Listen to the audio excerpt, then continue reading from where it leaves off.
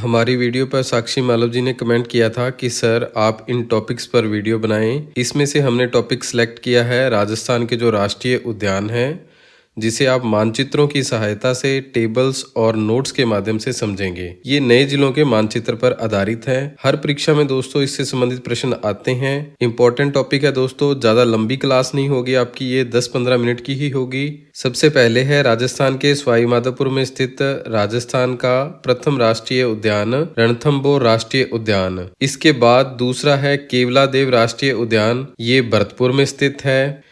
तीसरा है अपना मुकंदरा राष्ट्रीय उद्यान, जिसे क्या है दर्रा अभ्यारण्य के नाम से भी जाना जाता है, ये कोटा और चित्तौड़गढ़ में स्थित है। अब दोस्तों राजस्थान में केवल ये 3 राष्ट्रीय उद्यान हैं, केवलादेव, रणथंभौर और मुकंदरा। ये राष्ट्रीय मरु उद्यान नेशनल पार्क नहीं है, इसका केवल नाम है राष्ट्रीय मरु उद्यान। जो जैसलमेर और बाड़मेर में ये नेशनल पार्क नहीं है, इसका नाम इस तरीके से रखा गया है जो हमें कंफ्यूजन क्रिएट कर रहा है। अब दोस्तों सबसे पहले अपने देखते हैं रणथंभौर राष्ट्रीय उद्यान। ये राजस्थान के सवाई माधोपुर में स्थित है। इसकी स्थापना 1955 में एक अभ्यारण्य के रूप में हुई थी। नेशनल पार्क यानी कि राष्ट्रीय उद्यान का दर्जा इसे 1 नवंबर 1980 को दिया गया था। इसकी जो विशेषता है, ये राजस्थान का पहला राष्ट्रीय उद्यान है। ये दोस्तों बाघों के लिए फेमस है। इसका अन्य नाम टाइगर लैंड या लैंड ऑफ टाइगर, क्योंकि राजस्थान में सबसे अधिक जो टाइगर है वो रणथंभौर राष्ट्रीय उद्यान में ही पाए जाते हैं। अब है दोस्तों कि रणथंभौर से संबंधित जो अन्य महत्वपूर्ण बातें हैं कि प्रथम टाइगर प्रोजेक्ट, राज्य की जो पहली बाघ परियोजना है, इसकी शुरुआत 1973-74 में यही रणथंभौर राष्ट्रीय उद्यान में हुई थी। इसे राजस्थान की सबसे बड़ी टाइगर परियोजना कहा जाता है। जो पहली टाइगर परियोजना है ये राजस्थान की सबसे बड़ी टाइगर परियोजना है। यहाँ दोस्तों प्रमुख बाघिन थी T16, जिसका नाम रखा गया था, जिसे lady of the lake, Ranthambore queen, crocodile killer के नाम से भी जाना जाता है, जो रणथंभौर राष्ट्रीय उद्यान की प्रमुख बाघिन थी। वर्ष 1998 से 2000 तक 6 वर्ष के लिए यहाँ India eco development project world bank की सहायता से चलाया गया था।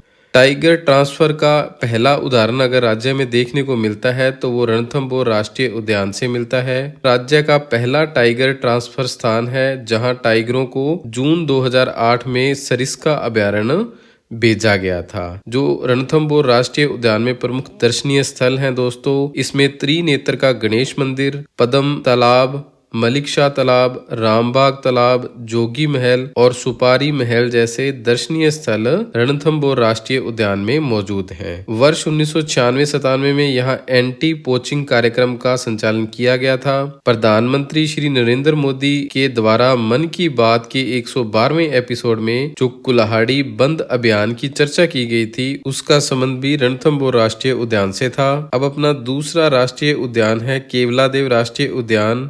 और हाँ, ये विषय काफी गहरा और विस्तृत है।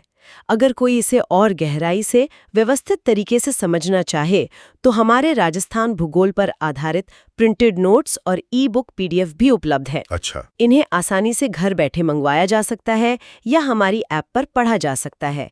उसमें आपको सभी टॉपिक्स सरल भाषा में मिल जाएंगे। ये तो बहुत बढ़िया जानकारी है। ये भरतपुर में स्थित है और इसकी स्थापना 1956 में हुई थी। राष्ट्रीय उद्यान का जो इसको दर्जा है वो 27 अगस्त 1981 को मिला था। यह राज्य का सबसे छोटा नेशनल पार्क है और यह एक पक्षी उद्यान है। आप याद रखिएगा, सबसे छोटा नेशनल पार्क है राजस्थान का ये और एक पक्षी उद्यान है। केवलादेव राष्ट्रीय उद्यान साइबेरियन सार्स के लिए प्रसिद्ध है, जो प्रजनन के लिए नवंबर से फरवरी के बीच में यहाँ केवलादेव में आते हैं। इसे पक्षियों का स्वर्ग कहा जाता है। पक्षियों की सबसे बड़ी शरण स्थली भी केवलादेव राष्ट्रीय उद्यान है। यहाँ लाल गर्दन वाले दुर्लभ तोते भी पाए जाते हैं। विश्व धरोहर स्थल में केवलादेव राष्ट्रीय उद्यान को 1985 में सम्मिलित किया गया था।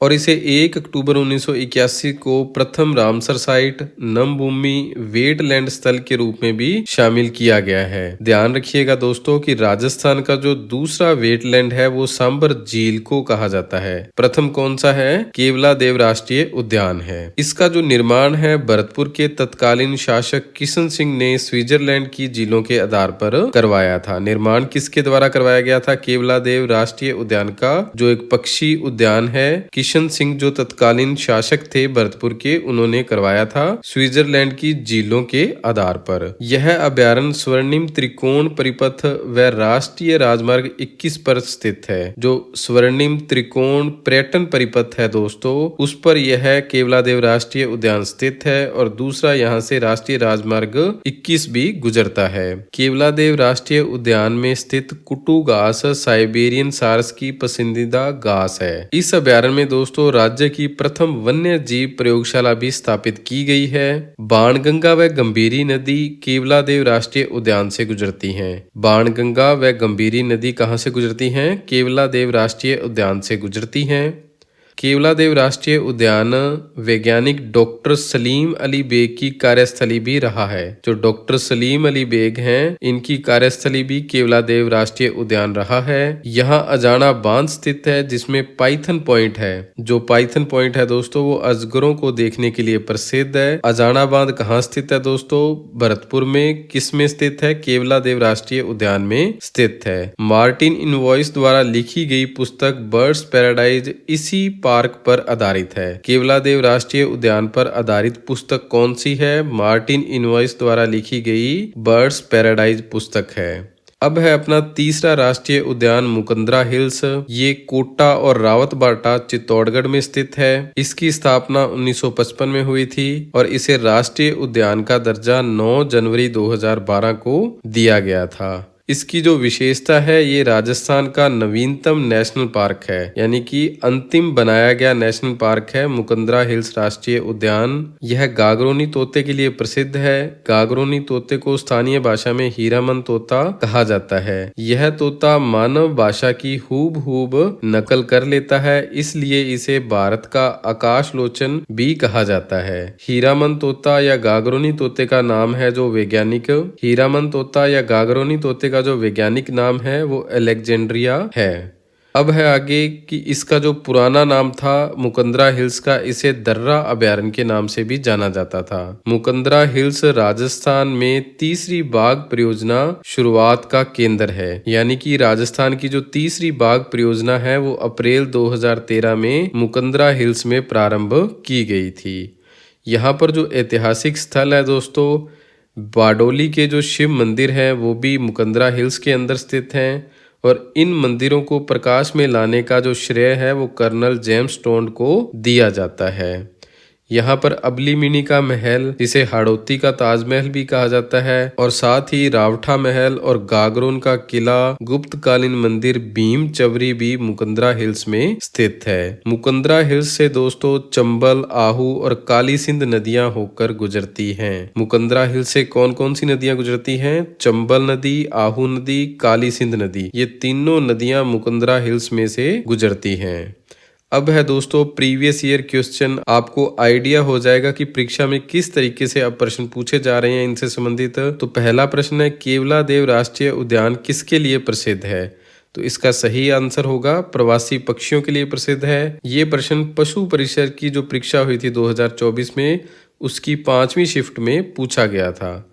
आगे दूसरा प्रश्न है, केवलादेव घना राष्ट्रीय उद्यान कहाँ स्थित है? तो आप देख लीजिए, ये 2024 में ही 3 बार प्रश्न पूछा गया है। तो इसका जो सही आंसर है, भरतपुर में केवलादेव घना पक्षी विहार या राष्ट्रीय उद्यान स्थित है।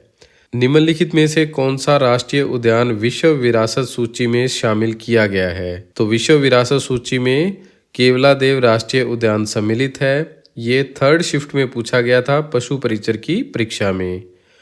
निम्नलिखित में से कौन सा राष्ट्रीय उद्यान राजस्थान में स्थित है? तो इसका सही आंसर होगा जो केवलादेव है, ये राजस्थान में स्थित है। ये भी पशु परिचर की 2nd शिफ्ट में पूछा गया था। अंतिम प्रश्न है अपना कि एशिया में पक्षियों का सबसे बड़ा प्रजनन केंद्र कौन सा है? तो इसका सही आंसर केवलादेव राष्ट्रीय उद्यान। ये जूनियर इंस्ट्रक्टर की जो परीक्षा हुई थी 2024 में, उसमें ये प्रश्न पूछा गया था। दोस्तों, अब हमारे अगर आपको प्रिंटेड नोट्स चाहिए तो आप हमें दिए गए नंबर पर व्हाट्सएप मैसेज कर सकते हैं, और अगर आपको ई बुक चाहिए तो आप हमारी प्ले स्टोर से एप्लीकेशन डाउनलोड कर सकते हैं, जीके से जॉब तक। और वीडियो पर लाइक, शेयर और कमेंट जरूर कीजिए। हो सकता है अगली वीडियो आपके द्वारा बताए गए टॉपिक की ही बनाई जाए। आप सभी का बहुत बहुत धन्यवाद। जय हिंद, जय भारत।